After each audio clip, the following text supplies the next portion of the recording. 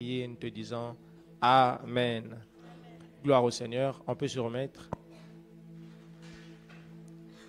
Je vais inviter le frère Clément.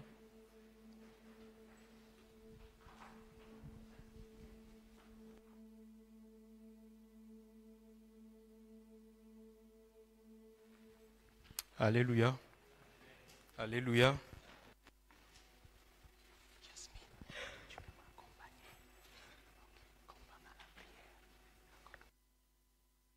Seigneur, shalom, shalom, shalom, shalom. Bien-aimés dans le Seigneur, je nous salue dans le glorieux et précieux nom de Jésus. Amen. La parole de Dieu déclare que Christ est celui qui a fait naître la foi dans nos cœurs. Et il est aussi celui qui, par sa puissance et par sa grâce, nous conduira jusqu'à son achèvement. Amen. Je suis dans la joie de venir devant vous ce matin pour porter le message du jour. Alléluia. Et mon thème ce matin, je l'ai intitulé « Réveiller pour se mettre à l'œuvre ». Amen. Réveiller pour se mettre à l'œuvre. Nous allons faire cet exercice, nous allons nous tourner vers un voisin et lui dire « Dieu te réveille pour que tu te mettes à l'œuvre ».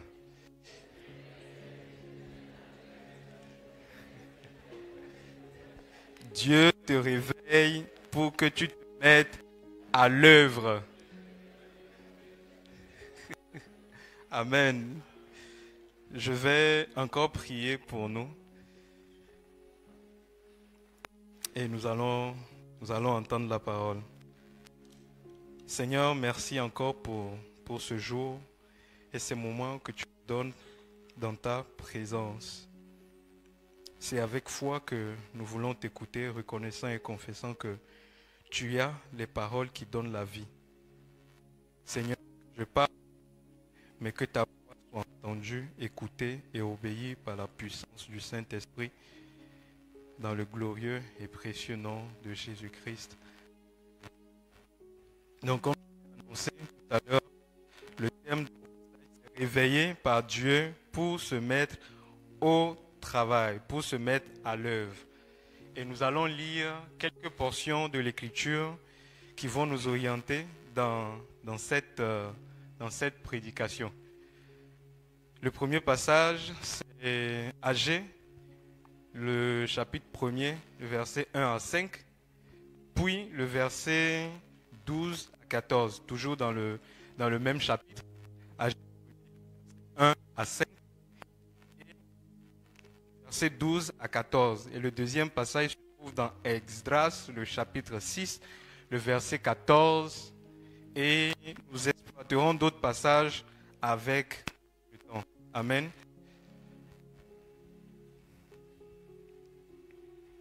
La seconde année du roi Darius, le premier jour du 6e mois, la parole de l'Éternel fut adressée par le prophète, par Agé, le prophète, à Zorobabel, fils de Shealtiel, gouverneur de Juda, et à Josué, fils de Josadak, le souverain sacrificateur, en ces mots.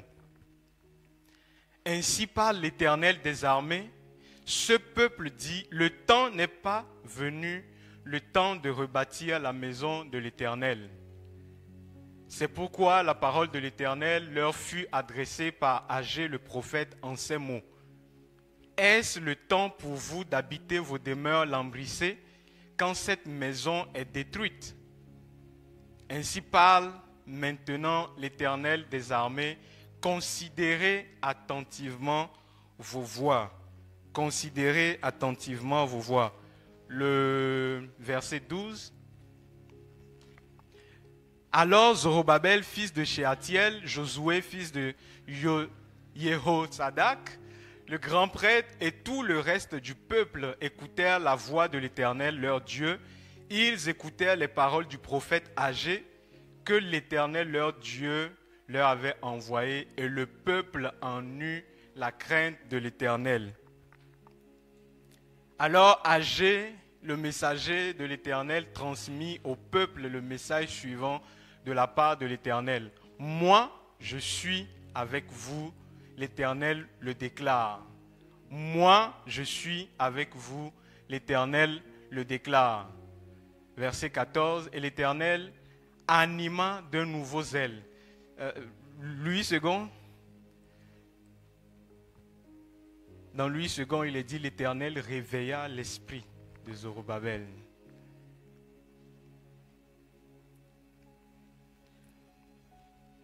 Donc l'Éternel réveilla l'esprit de Zorobabel, fils de Shealtiel, gouverneur de Juda, fils de Josadak, le grand prêtre, et tout le reste du peuple. Voilà, et le souverain sacrificateur et l'esprit de tout le reste du peuple. Il vint et il se mit à l'œuvre dans la maison de l'Éternel des armées, leur Dieu. Le deuxième passage, c'est Esdras. Esdras, le chapitre 6, le verset 14. La parole de Dieu nous dit, « Et les anciens des Juifs bâtirent avec succès, selon les prophéties d'Agé, le prophète, et de Zacharie, fils d'Ido. Ils bâtirent et achevèrent d'après l'ordre de Dieu, du Dieu d'Israël, et d'après l'ordre de Cyrus, de Darius et d'Artaxerxès, le roi de Perse. » Amen. Alléluia. Bien-aimés, les passages que nous venons de lire s'inscrivent pleinement dans la vision que nous avons commencé à aborder depuis le début de l'année, n'est-ce pas? Et le dimanche dernier, le pasteur a aussi exploité ce test pour nous parler. Qui se souvient du thème? Il y a eschatologie dedans. Voilà, kairos eschatologique et kairos circonstanciel. Et pendant que je préparais ou je me préparais à nous apporter le message du jour, je n'ai pas voulu aller loin que de rester toujours dans ce même test qui parle du travail maintenant.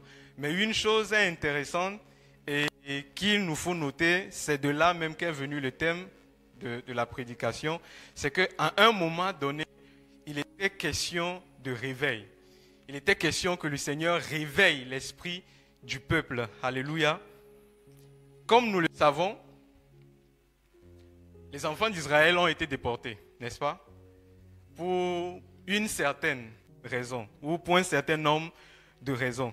Et le texte que nous avons lu s'inscrit dans le contexte où, après le retour de la déportation, de 70 ans de déportation, il était question maintenant de reconstruire le temple, de rebâtir le temple. Ils étaient revenus de la déportation pleins de zèle, pleins d'énergie, avec plein de passion pour rebâtir la maison de l'Éternel, parce que leur priorité quelque part était claire. Leur priorité était claire. L'objectif pour lequel ils étaient revenus était clair. Nous allons le voir par exemple dans Esdras 2, c'est ça, le verset 68, où la parole de Dieu dit que le roi, lorsqu'il écrit la note pour leur donner l'autorisation de partir, il dit...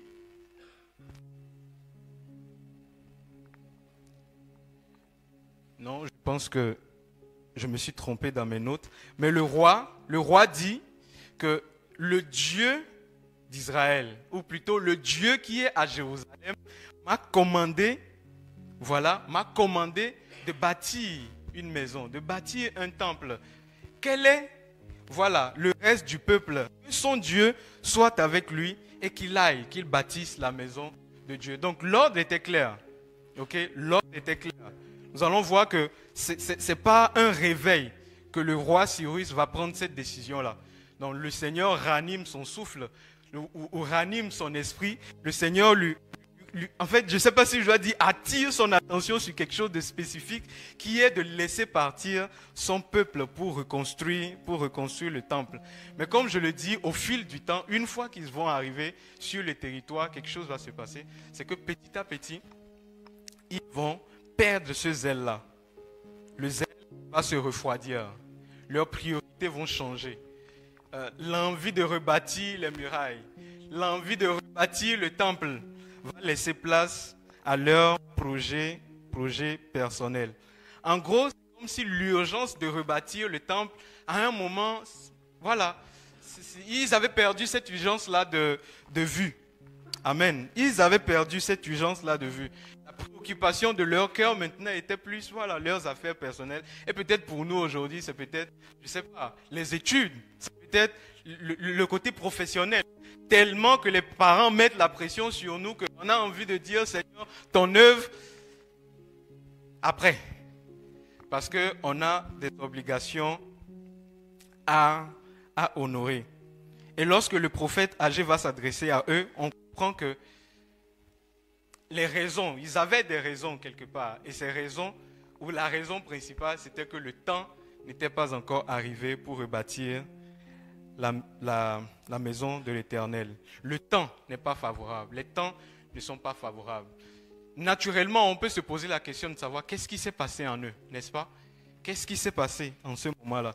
Pour que tout feu, tout flamme qu'ils étaient, ils cèdent au sommeil ou à la torpeur spirituelle.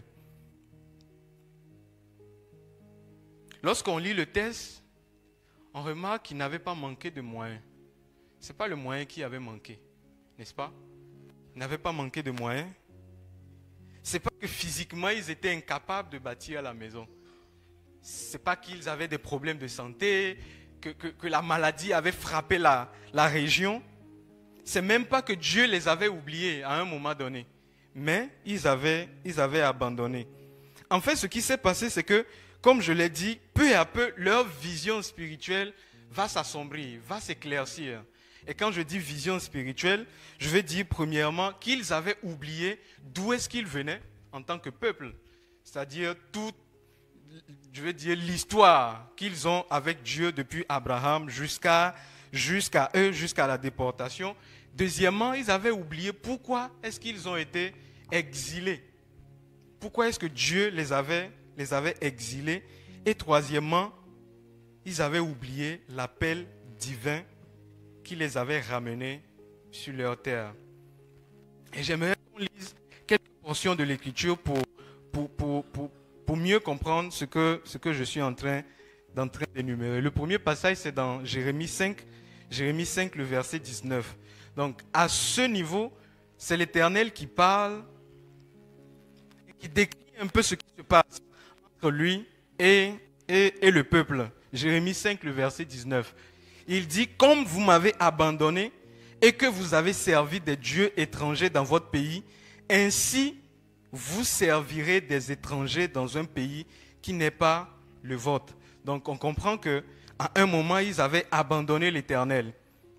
Jérémie 11, le verset 13, deuxième passage, Jérémie 11, le verset 13, nous dit, car tu as autant de dieux que de villes, ô Juda, et autant Jérusalem a des rues, autant vous avez dressé d'autels aux idoles, d'autels pour offrir de l'encens à Baal. Et comme ça ne suffisait pas, dans 2 Chroniques, le chapitre 33, verset 4 à 5, on voit que même un roi, le roi Manassé, est allé même jusqu'à transformer le temple de Dieu en temple d'idole. En temple d'idole. Il est parti installer des autels pour Baal, pour l'armée des cieux. Il a désacralisé le temple de l'Éternel. Et ça nous donne une idée, comme je l'ai dit, de la santé spirituelle du peuple en ce moment-là. Et si on remarque bien, on comprend que leur chute, tout ce qu'ils ont connu, leur chute a commencé à partir du moment où ils ont commencé à adorer d'autres dieux. Leur chute a commencé à partir du moment où ils ont perdu de vue qui ils étaient en tant que peuple. Ils ont commencé à adorer d'autres dieux parce qu'ils avaient oublié qu'ils étaient mis à part, séparés pour l'Éternel. La parole de Dieu nous dit que Israël est un peuple mis à part pour influencer. C'est moi qui le dis, ce n'est pas écrit comme ça. Pour influencer la nation. Mais voici, Israël se retrouve à se comporter comme les nations devant lesquelles Dieu que Dieu avait chassé devant eux pour les installer dans le pays. En fait, ça nous enseigne quelque chose, c'est que en tant qu'enfants de Dieu, aujourd'hui pour nous, à partir du moment où nous commençons à perdre de vue qui nous sommes en Christ, c'est la porte ouverte. C'est la porte ouverte pour tout type de malheur, tout type de danger. Lorsque nous commençons à oublier qui nous sommes, appelés, mis à part, à influencer, lorsque nous commençons à perdre cela de vue, nous nous exposons à tout danger. Donc, au lieu d'influencer, nous nous retrouvons à copier le monde. Parce que quelque part, il faut quand même suivre quelque chose. N'est-ce pas? Il faut quand même suivre quelque chose. Le Seigneur va dire, entre parenthèses, suivez-moi et je ferai de vous des disciples. Je ferai de vous des pêcheurs d'hommes. Et quelqu'un dira que c'est en suivant qu'on devient quelqu'un. Comme on a envie de devenir quelque chose et on oublie qui nous sommes, évidemment qu'on copiera le monde, qu'on se conformera au monde. Ils avaient oublié la raison pour laquelle Dieu les avait choisis, ou ils avaient oublié la relation qu'ils avaient avec le Seigneur. Pour moi, la deuxième raison, ou la deuxième chose qu'ils ont oublié, c'est qu'à un moment donné, durant l'exil, ils ont exprimé des regrets, exprimé la souffrance d'être déportés. Et c'est ce que nous voyons dans le psaume 137. On dit que c'est un psaume qui a été donné, qui a été chanté lors de la déportation. Dans le psaume 137, on dit qu'ils étaient au bord d'un fleuve et leurs ennemis, probablement les Babyloniens, leur demandaient de chanter les louanges de l'Éternel. Donc de prendre leur instrument de louange et de chanter les louanges de l'Éternel. Et ils vont dire, mais comment est-ce que nous chanterons les louanges de l'Éternel sur une terre étrangère? Et on voit comment est-ce qu'ils étaient affligés, soupirant derrière ou après le désir de retourner à Jérusalem. Et dans un verset, on dit, Jérusalem, Jérusalem, si je t'oublie, que ma main droite s'affaiblisse. Voilà. Que ma main droite, que ma langue se colle à mon palais. Donc dans ces circonstances, il peut y avoir l'indécence de prendre l'instrument de musique et de célébrer Dieu, plutôt que de porter le sac de deuil et de plaider pour leur délivrance. Ils avaient oublié cela une fois qu'ils étaient arrivés sur le territoire. Et la troisième chose que je pense qu'ils ont oublié, c'est que ce n'est pas une intervention divine que Dieu les a fait sortir de Babylone. Ça, c'est dans Esdras 1, le verset 3. Le roi dit, « Qui d'entre vous est de son peuple ?» Donc, c'est le passage que je cherchais au début. « Qui d'entre vous est de son peuple ?» Esdras 1, le verset 3. « Que son Dieu soit avec lui et qu'il monte à Jérusalem, en Juda, et bâtisse la maison de l'Éternel, le Dieu d'Israël. » C'est le Dieu qui est à Jérusalem. Ils ont oublié que ce n'est pas une ordonnance, pas un décret que Dieu les avait ramenés dans le territoire.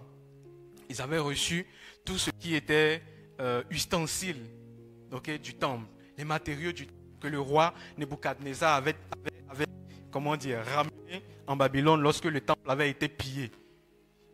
Dieu a permis que le roi Cyrus les leur retourne. Voilà. Mais une fois arrivés, ils vont s'affaiblir après avoir posé les fondations. Et ce qui s'est passé, c'est que les travaux se sont arrêtés pendant, on dit 14 ans, d'autres personnes disent 16 ans. Vous pouvez imaginer un peu dans nos pays, les gens qui commencent des constructions, c'est pas pour me moquer, c'est juste pour parler d'un fait.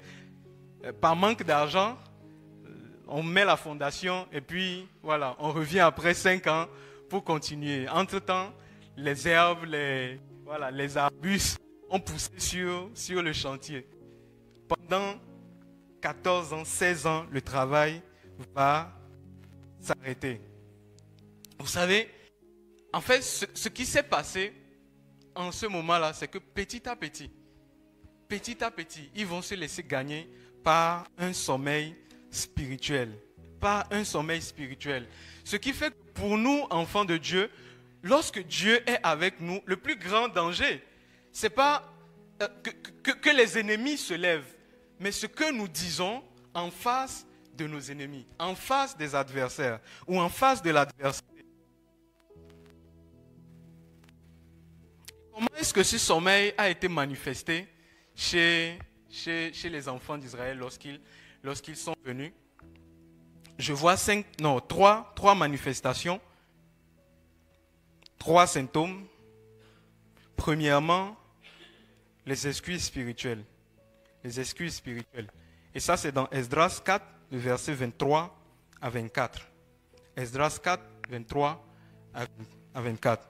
La parole de Dieu dit: aussitôt que la copie de la lettre du roi Artaxerxès eut été lue devant Réhum, Shimshai, le secrétaire et leurs collègues, ils allèrent en hâte à Jérusalem vers les Juifs et fit cesser les travaux par violence et par force. Alors s'arrêta l'ouvrage de la maison de Dieu à Jérusalem et il fut interrompu jusqu'à la seconde année du règne de Darius, roi de Perse. Pour compléter ce passage, on va lire aussi Agé 1, le verset 2. Agé chapitre 1, le verset 2. Je pense la partie B qui dit: le temps de bâtir n'est pas encore venu. Donc ce peuple dit: le temps de bâtir la maison n'est pas encore venu. J'ai lu le premier passage pour nous, pour qu'on remarque quelque chose. Vous savez, lorsque je lisais le passage, je me dis, en fait, ils ont arrêté le travail parce que ça ne dépendait pas d'eux. Lorsqu'on lit Esdras, la parole de Dieu nous dit qu'ils ont commencé à rebâtir.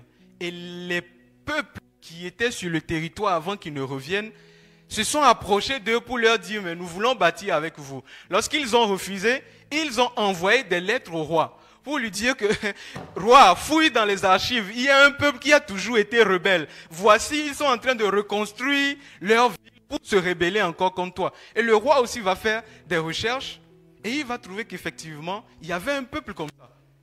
Et il va dire que le travail s'arrête. Et dès qu'ils reçoivent la lettre ou dès qu'ils reçoivent le décret, directement, ils vont sur le chantier pour arrêter ou pour faire arrêter le travail. Est-ce que, effectivement, c'était le temps de bâtir? Parce que quelque part, si ce n'est pas décret, ça c'est ce que je me dis, si ce n'est pas décret royal que Dieu a permis qu'ils retournent sur le territoire, une fois arrivés, ils ont commencé à reconstruire. Il se fait que, par décret royal, le roi ordonne que les travaux cessent. N'est-ce pas? Donc Dieu a permis, par décret royal, qu'ils rentrent à Jérusalem. Et par décret royal, le travail est arrêté. Est-ce que le temps était venu, vraiment? Je ne sais pas si vous étiez à leur place. Quelqu'un veut parler? En fait, je me dis, quelque part, ils avaient raison. Au risque de, je ne sais pas, je me mets à leur place, au risque de continuer et de se faire déporter encore, je ne sais pas. Ok? Parce qu'ils n'avaient pas reçu ou ils avaient violé un décret du roi. Mais vous voyez, lorsqu'on regarde à ce que le roi, non pas le roi, le prophète est venu leur dire de la part de Dieu, on se rend compte que c'est plutôt l'attitude de leur cœur en ce moment-là qui était pointée du doigt. C'est plutôt le fait que lorsque le décret a été émis, ils n'ont pas cherché la face de Dieu. Ils n'ont pas cherché Dieu.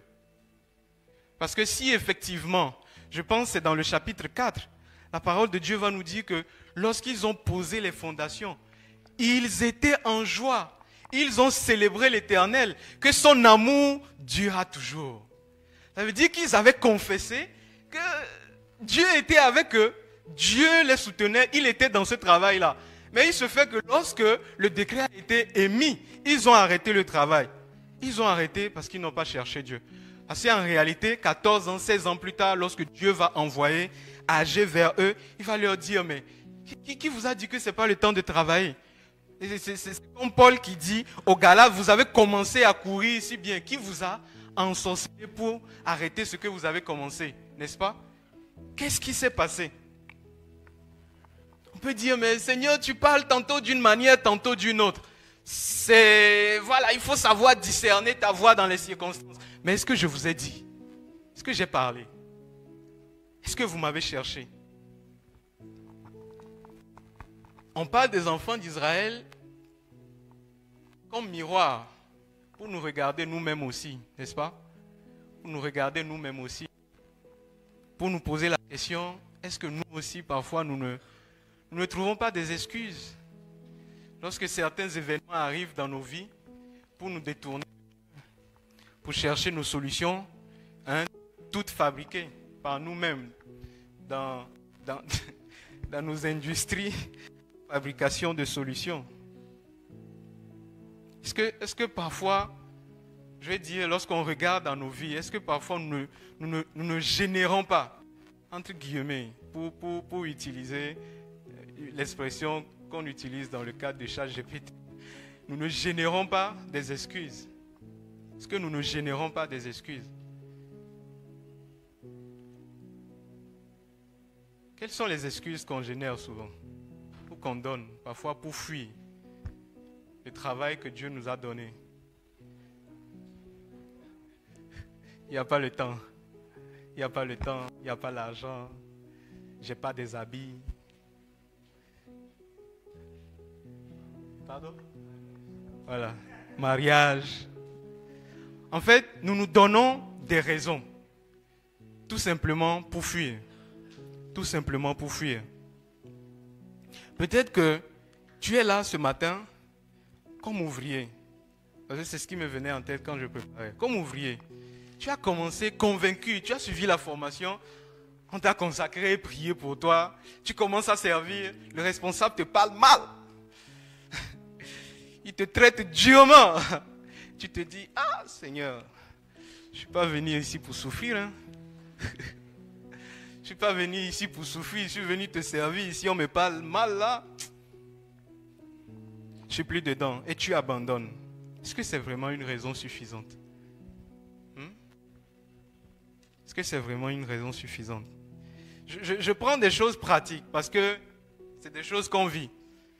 Où on se dit, on dit pourquoi tu ne viens pas à l'heure? Bon, je serai à l'heure quand tout le monde sera à l'heure. N'est-ce pas? On dit, ah, je ne viens pas parce que, bon, de toutes les façons, les gens ne seront pas là. Et ça joue sur la qualité du travail. Parce que lorsqu'on est dans un département, par exemple, et que les nouveaux arrivent, et se rendent compte que les anciens qui sont là sont tous endormis. Ils vont juste chercher un lit et puis suivre la tendance, n'est-ce pas? Les excuses. Et peut-être pour certains qui ont la grâce de recevoir des orientations spécifiques du Seigneur par rapport à leur destinée, par rapport à ce que le Seigneur attend d'eux dans un futur proche, le Seigneur dit, apprends une langue. Parce que ça va te servir plus tard. Tu te dis, bon, j'ai pas l'argent. Pourtant, tu as la connexion H24. J'ai pas le temps. Pourtant, Dieu t'avait déjà dit de le faire.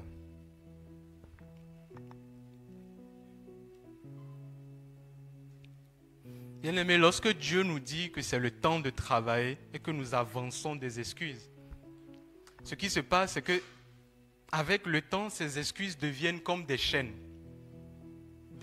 qui nous lient et nous empêchent d'avancer, nous empêchent de travailler pour le Seigneur. Automatiquement, les excuses deviennent comme des chaînes qui nous empêchent d'avancer, qui nous empêchent de travailler. Parce que comment tu peux avancer si à chaque fois tu dois donner des excuses? Et je ne le dis pas simplement pour le contexte ecclésial, je veux dire par rapport à nos vies, nos relations personnelles avec le Seigneur. Ok? Et ces chaînes-là nous figent, nous gardant dans une routine sans vie, sans saveur. Le deuxième symptôme du peuple en ce moment, lorsqu'ils avaient arrêté de travailler, de leur sommeil spirituel, c'est qu'ils avaient commencé à rechercher leur confort personnel. Recherche du confort personnel. Et c'est ce qu'on trouve dans AG 1, le verset 4. il dit, c'est le Seigneur qui leur parle sous forme de reproche. Il dit, vous vous empressez chacun pour vous, ou vous vous empressez chacun pour sa maison, pendant que ma maison est en ruine.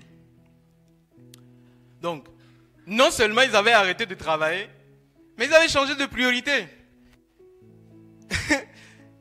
Ils s'empressaient maintenant pour leur propre maison, pour leurs propres affaires. Bien aimé, lorsqu'on ne s'empresse pas pour l'œuvre de Dieu, ou lorsqu'on ne s'empresse pas pour obéir au Seigneur, automatiquement on s'empresse quelque part, ou on se presse quelque part. Automatiquement, on se donne la pression quelque part. N'est-ce pas? Lorsqu'on ne se presse pas pour servir le Seigneur, pour vivre la vie qu'il veut qu'on vive, c'est qu'on est en train de vivre une autre vie, n'est-ce pas? Qui n'est pas ce qu'il a voulu pour nous. Et comme je l'ai dit, parce qu'en amont, on a donné des excuses.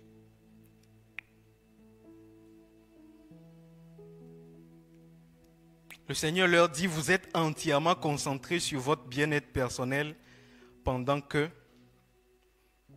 on se presse toujours quelque part. On se presse toujours quelque part. Mais est-ce qu'on se presse pour les choses éternelles ou les choses passagères? Le Seigneur va dire, pourquoi travaillez-vous? Pourquoi vous donnez-vous de la peine pour de la nourriture qui ne nourrit pas, pour du pain qui ne satisfait pas, alors que moi, je suis le pain de vie, n'est-ce pas? Alors que moi, je suis le pain de vie. Est-ce qu'on travaille pour les choses éternelles, les choses qui ont une importance éternelle ou les choses passagères? Un prédicateur va dire un jour, à la fin, tout va partir. Tout va partir. Tout n'aura de sens que dans un contexte de jugement. Mais tout ce qu'on aura fait pour Christ restera et demeurera éternellement. Restera et demeurera éternellement. Troisième symptôme, la peur des ennemis. Les adversaires se sont levés et ils ont arrêté la construction. Donc nous voyons ça dans Esdras 4. Quelqu'un qui commence à craindre les gens, je parle des croyants, les enfants de Dieu que nous sommes, parce que nous commençons à craindre les gens, leurs avis, leurs commentaires sur nous, les critiques, les moqueries. Peut-être parce que nous avons un style de vie, nous avons une manière de nous comporter en tant qu'enfants de Dieu. Lorsque nous commençons à prendre en compte, à redouter ce que le monde dit de nous, nous pouvons déjà être sûrs que quelque part le sommeil nous a gagnés. Le sommeil nous a gagnés. C'est le sommeil qui fait que parfois nous avons l'impression que pour gagner le monde, nous devons faire comme eux. Nous devons être comme eux. C'est le sommeil. Parce qu'on ne discerne pas exactement quelles sont les méthodes ou les moyens que le Seigneur met à notre disposition pour son œuvre. Pour son œuvre.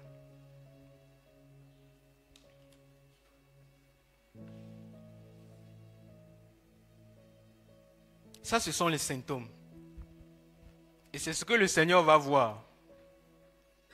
Donc, il fait le diagnostic, n'est-ce pas?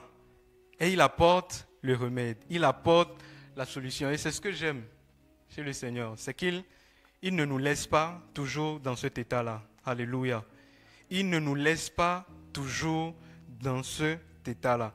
La parole de Dieu nous dit qu'au moment où ils étaient endormis, donc je paraphrase parce que dans le passage, ce n'est pas bien spécifié comme ça, au moment où ils étaient endormis, ils avaient relâché dans le travail, donc ils avaient bien commencé, mais à un moment, ils se sont découragés.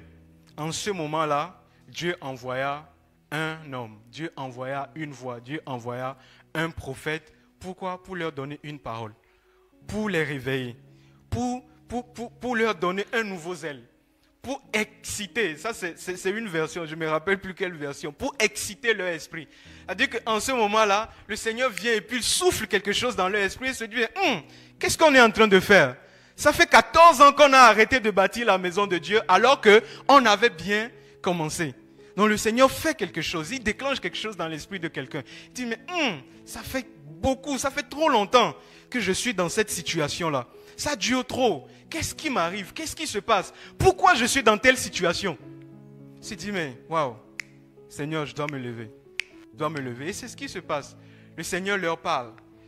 Il dit, considérez vos voies. Et ils l'ont fait. Ils ont considéré leurs voies. Le Seigneur va réveiller leur esprit. Et ils vont se remettre au travail. Lorsqu'on lit Esdras, on se rend compte qu'ils ont repris le travail au moment où le décret d'arrêter le travail donné, lorsqu'on l'a lu tout à l'heure, donné par le roi Artaxerxès, désolé pour la prononciation, était toujours valable, était toujours en cours. Ça veut dire que lorsque le Seigneur vient réveiller l'esprit, ce n'est pas une question de circonstances. Est-ce que j'ai les moyens ou pas? Est-ce que le temps est favorable ou pas? Selon les yeux, Le temps est favorable parce que Dieu est avec nous. Le temps est favorable parce que Dieu a dit. Le temps est favorable parce qu'il a dit, allez, je suis avec vous. Alléluia. Je pense que c'est en qualité de prophète que les prédicateurs, depuis le début de l'année, nous parlent. C'est en qualité de prophète qu'ils nous parlent. Pour nous exciter aux bonnes œuvres. Pour nous encourager à persévérer. Pour nous encourager à tenir bon. Lorsque nous sommes endormis, Dieu ne reste pas silencieux. Parce qu'il est le Dieu de l'alliance. Parce qu'il est le Dieu de l'alliance. Lorsque nous nous écartons de ses voies, parce que nous l'avons abandonné, affaiblissant dans notre zèle, il ne nous abandonne pas parce que c'est un Dieu d'alliance. Et lorsque notre feu faiblit, il envoie le feu en nous. Il envoie son esprit ranimer, raviver la flamme. Et le Seigneur veut dire à quelqu'un ce matin, réveille-toi. Réveille-toi. Réveille-toi. Reprends le combat. Remets-toi à l'œuvre. Souviens-toi d'où je t'ai tiré. Souviens-toi de comment je t'ai sauvé. Souviens-toi de comment tu étais content d'avoir goûté à mon amour, à mon salut. Souviens-toi de tes débuts dans la foi. Souviens-toi de comment tu étais tout feu, tout flamme pour partager la bonne nouvelle. Souviens-toi. Souviens-toi. Souviens-toi quand tu n'avais peur ou tu n'avais pas peur des hommes. Souviens-toi quand tu n'avais peur de personne pour annoncer la parole. Souviens-toi quand tu n'avais pas de gros mots, de grands mots, mais tu étais content d'être chrétien. Tu étais content d'être son enfant. Souviens-toi de quand vous marchiez ensemble et qu'il te serrait dans ses bras, te disait que mon fils, ma fille, je t'aime, que je suis avec toi. Souviens-toi. Souviens-toi. Agé 1, verset 14, l'Éternel réveilla l'esprit de tout le reste du peuple. Il vint et se mit à l'œuvre dans la maison de l'Éternel. Bien-aimés, quand nous nous réveillons, les mentalités aussi changent. Nos mentalités changent. Nous voyons les choses différemment. Nous nous réveillons avec un fardeau.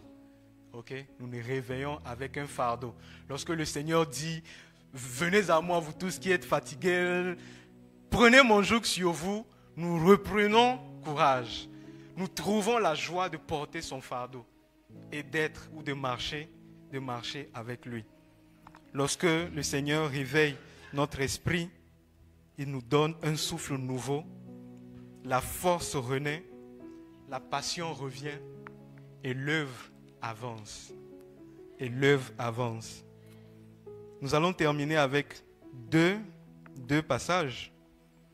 J'aime terminer avec les versets. Le premier, c'est Romains 13. Romains 13, le verset 11, qui nous dit « Cela importe, d'autant plus que vous savez en quel temps nous sommes. » Amen. Cela importe, cela importe, d'autant plus que vous savez en quel temps nous sommes. C'est l'heure de se réveiller enfin du sommeil. C'est l'heure de se réveiller enfin du sommeil. Nous pouvons lire la suite aussi, c'est intéressant. Mais le deuxième passage à la maison, je vais dire, nous allons lire par contre le deuxième passage maintenant, qui est dans 1 Corinthiens 15, le verset 58. qui dit « Ainsi mes frères bien-aimés », 1 Corinthiens 15, verset 58. « Ainsi mes frères bien-aimés, soyez fermes, inébranlables. Ainsi mes frères bien-aimés, soyez fermes, inébranlables, travaillant de mieux à l'œuvre du Seigneur, sachant que votre travail ne sera pas vain dans le Seigneur. » Travaillant de mieux en mieux à l'œuvre du Seigneur, sachant que votre travail ne sera pas vain dans le Seigneur. Amen. Je me suis lancé un défi à moi-même de finir dans le temps. Je pense que la mission est accomplie. Je veux nous inviter à nous lever et à prier.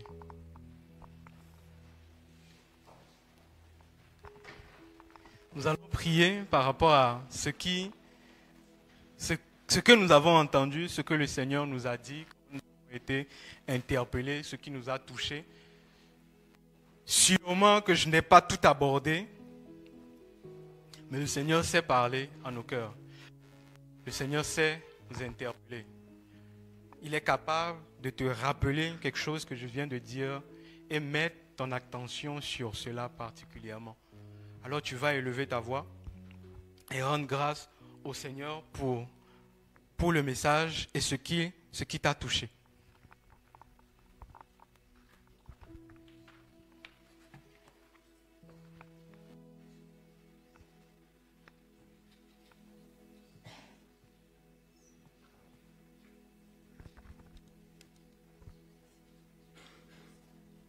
Seigneur, nous te bénissons ce matin pour ta parole, Seigneur, qui vient, Seigneur, sur nos cœurs. Seigneur, pour nous renouveler. Un frère pouvait dire que nos cœurs, Seigneur, sont comme des abîmes. Comme à la création, Seigneur, ton esprit se meut ou s'émue. Tu as parlé, Seigneur, et la vie a été produite. Seigneur, je veux le croire, je veux le confesser ce matin.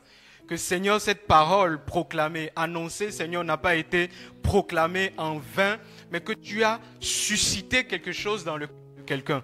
Seigneur, que tu as réveillé l'esprit de quelqu'un. Seigneur, quelqu'un qui était fatigué, abattu. Quelqu'un qui était, Seigneur, brisé. Seigneur, tu le restaures à cause d'une mauvaise parole. Seigneur, tu le restaures. Quelqu'un, Seigneur, qui avait peur des ennemis, des attaques, quelqu'un qui avait peur, Seigneur, des pensées sur lui, Seigneur, des mots, des discours, des moqueries, Seigneur, à son sujet. Seigneur, retrouve la joie de te servir, retrouve la joie de t'appartenir. Mesure, Seigneur, le privilège qu'il a, oh Père, d'être appelé ton enfant. Seigneur, pour celui qui ne l'est pas, Seigneur, tu l'interpelles ce matin, Seigneur, sur le privilège qui est réservé à ceux qui t'appartiennent, à ceux qui t'appartiennent. Nous allons continuer à prier. Je ne sais pas d'où tu es tombé, je ne sais pas ce qui s'est passé. Peut-être que ce matin, il y a deux catégories de personnes. Peut-être qu'il y en a qui sont en feu, peut-être qu'il y en a qui ne le sont pas. En fonction de ton état, ce matin, tu vas prier. Seigneur, pour la première catégorie, Seigneur, ranime le feu sur mon autel. Je dis autel parce que la parole de Dieu dit nos corps sont comme un temple. Et dans le temple, il y a l'autel. L'autel de prière, l'autel de feu, l'autel d'intercession. Alors tu vas dire au Seigneur, Seigneur, lorsque le feu vient, tu renouvelles, tu redonnes l'envie de prier, d'intercéder, d'être à tes pieds, de t'écouter, de vouloir t'obéir. Et pour ceux qui ont déjà le feu, de prier, que rien n'éteigne ce feu. Oh, que Dieu donne encore de l'huile. Que Dieu donne encore de l'huile pour que ce feu brille. Et comme ce chant le dit, pour que quand tu reviens, je puisse entendre ta voix qui me dit, bon et fidèle serviteur, entre dans la joie de ton maître. Nous allons continuer à prier. Seigneur, nous te demandons ce matin, oh Dieu, Seigneur, de rallumer la flamme sur notre autel. Seigneur, de rallumer la flamme sur l'autel de mon frère, l'autel de ma soeur. Seigneur, tu sais ce qui l'empêche, Seigneur, d'avancer. Seigneur, tu connais ses excuses, tu connais, Seigneur, ses pensées, ses préoccupations. Tu connais, Seigneur, ce qui l'entoure dans son environnement immédiat et qui l'empêche, Seigneur, d'être à l'aise avec toi. Seigneur, de faire des pas de foi. Seigneur, d'aller de l'avant avec toi. Seigneur, et de bâtir ce que tu lui as confié. Ce que tu lui as confié. Seigneur, je t'en supplie. Seigneur, rallume la flamme, rallume le feu, Seigneur, sur son autel. Seigneur, qu'un esprit de prière, Seigneur, soit communiqué à quelqu'un ce matin. Seigneur, qu'un esprit de supplication et d'intercession. Ta parole nous dit, Seigneur, que le Christ, dans les jours de sa chair, a présenté à Dieu des prières avec grand cri et des supplications à celui qui pouvait l'exaucer. Et il a été exaucé à cause de sa piété. Seigneur, il arrive parfois, les situations nous dépassent et il nous faut crier, et il nous faut pleurer, et il nous faut élever la voix, Seigneur, vers toi et dire, au secours, Seigneur, je m'enfonce, je n'en peux plus. Seigneur, donne à quelqu'un, Seigneur, de se réveiller ainsi. Seigneur, donne à quelqu'un de garder sa flamme allumée. Seigneur, lorsque le réveil se produit, il commence avec les responsables. C'est ce que nous voyons dans Agé. Tu as réveillé l'esprit de Zorobabel. Tu as réveillé l'esprit de Josué. Seigneur, lorsqu'ils ont été réveillés, ta parole nous dit que tu as réveillé l'esprit du reste du peuple. Je prie au Père ce matin. Élevons nos voix et prions pour nos responsables ce matin. Les responsables de commission, les ouvriers, les membres du CP. S'ils sont réveillés, nous serons réveillés. S'ils sont en feu, le peuple sera en feu.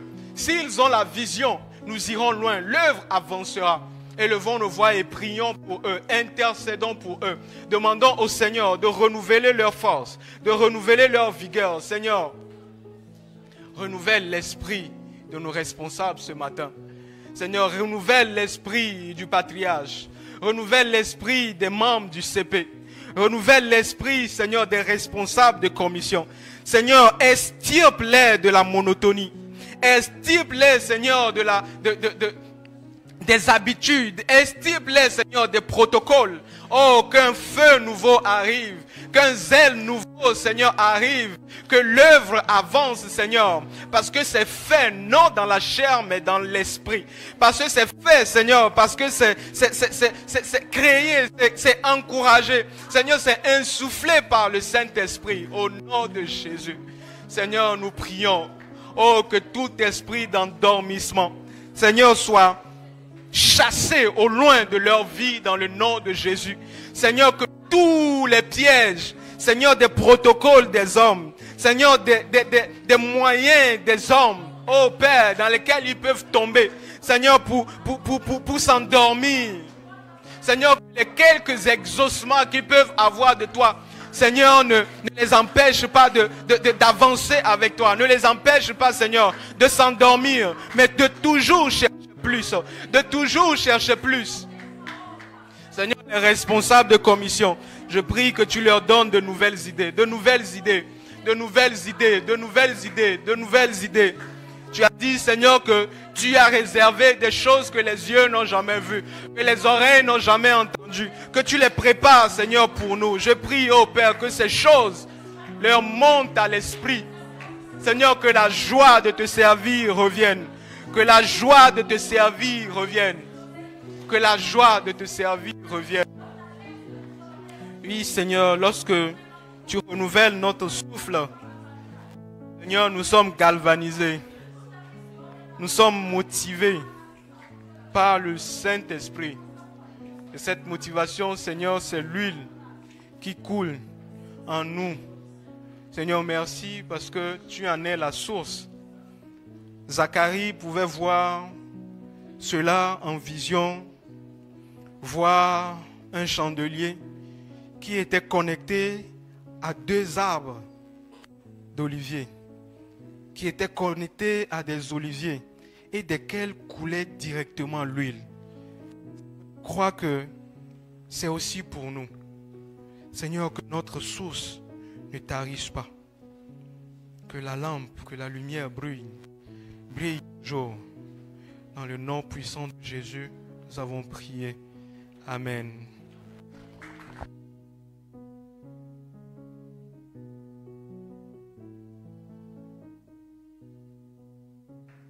Acclamons le Seigneur très fort.